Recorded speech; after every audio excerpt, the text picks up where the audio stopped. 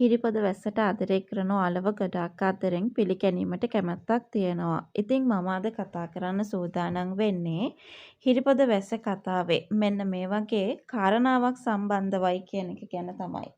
අද අපි මේ වෙලාවේදී ඔයාට මතක් කරන්න සූදානම් වෙන්නේ.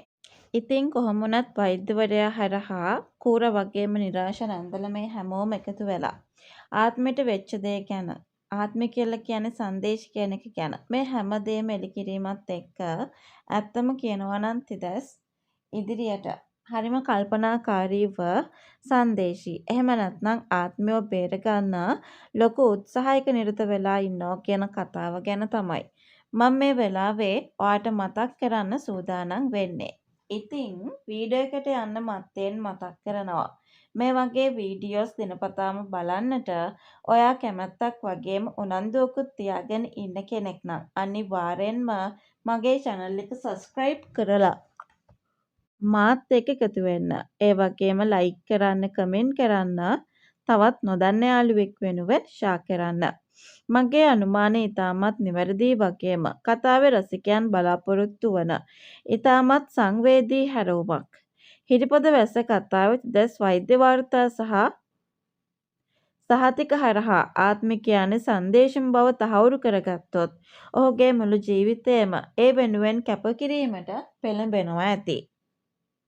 තිදස්ගේ මානසික වෙනස මෙතෙක් කල ආත්මය කෙරෙහි තිබූ සැකය සහ දෙගිඩියාව අවසන් වී ඇය තමන්ගේම සංදේශී බව දැනගත් සැනින් තිදස් තුළ දැඩි වගකීමක් සහ ආදරයක් ඇති වෙනවා.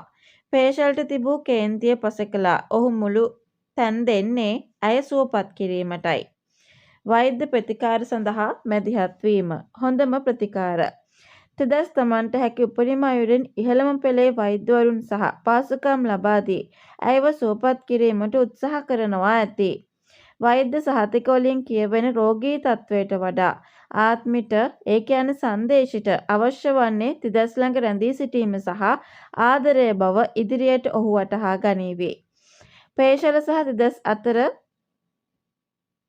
සන්ධානය මුලින් පේෂල ඇත්තටම ආත්මය අයිති කරගන්න උත්සාහ කරත් ඇත්තටම ආත්මය හොඳ වෙනවා නම් එයා සාමාන්‍ය කෙනෙක් විදිහට ජීවත් වෙනවා නම් අන්න ඒක තමයි වෙන්න ඕනේ. ඉතින් ඉදිරියට තමන්ගේ වැරදි සියල්ල තේරුම් ගනිමින් වැඩ කටයුතු කරගෙන යාවි කියන කතාව ගැන විතරක් අපිට මේ වෙලාවේ කතා කරන්න හැකියාවක් ලැබේවි කියන කතාව ගැන විතරක් මම මේ වෙලාවේදී ඔයාට මතක් කරන්නට සූදානමක් තමයි ඇති කරගන්නේ. ඒ විශ්වාසය අපිට මේ වෙලාවේ තියාගන්න හැකියාවක් ලැබෙනවා කියන කතාව ගැන තමයි මම ඔයාට මතක් කරන්න ඕනේ.